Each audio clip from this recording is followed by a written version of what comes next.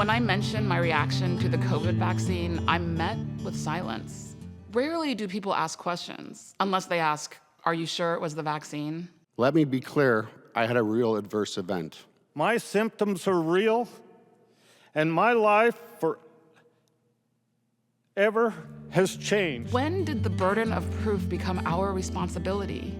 Shouldn't it fall on the companies or health agencies who are claiming their product is safe?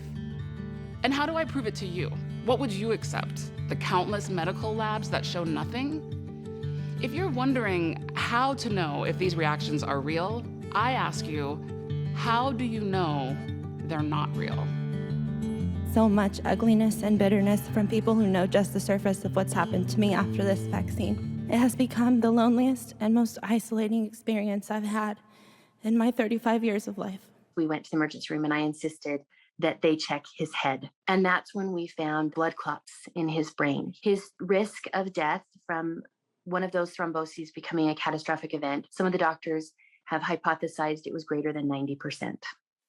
So we sat there in the ICU, basically hoping Everest would not die because there was very little they could do.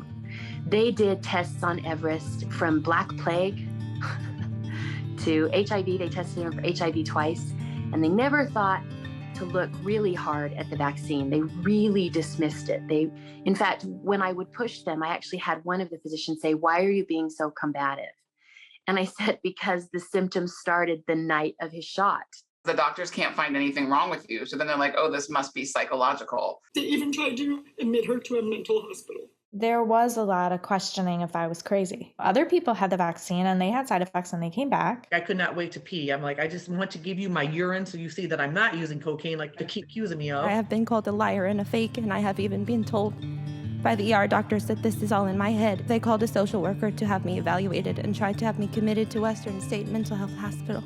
I have to fight to be believed and not written off as anxious. Until public health authorities acknowledge these injuries, you can't seek treatment. I was and still am pro-science and pro-vaccine. The main issue rests squarely on the fact that the FDA, CDC, and NIH refuse to acknowledge that real lives are being absolutely destroyed by this vaccine. We all go in there thinking we're not going to be in that 1% of people who get harmed. But a lot of people don't know when it doesn't go well, you cannot sue. There's no vaccine injury hospital for you, and there's no one researching you. That small percentage is a terrible place to be. I've had 6 spinal taps over 8 months, missed nearly an entire year of my life and part of my children's lives. My family and I are on the verge of losing everything we have. It was my understanding that the federal government accepted the responsibility of helping people injured by this vaccine, considering they gave the vaccine manufacturers full legal immunity. You can't sue Pfizer, J&J, or Moderna for any of the injuries. You're relegated to a program called CICP, which has a standard of proof that makes it almost impossible to obtain compensation, and the amount of compensation is de minimis for the most part.